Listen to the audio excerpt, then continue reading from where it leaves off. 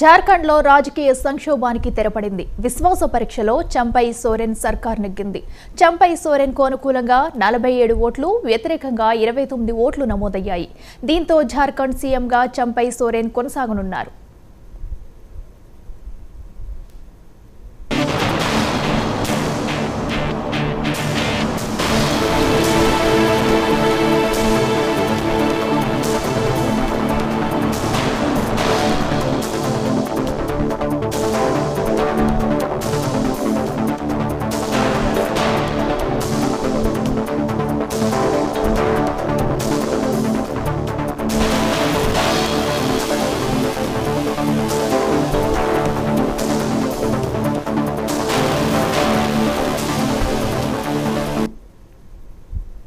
జార్ఖండ్లో రాజకీయ సంక్షోభానికి తెరపడింది. విశ్వాస పరీక్షలో చంపై సోరెన్ సర్కార్ నెగ్గింది.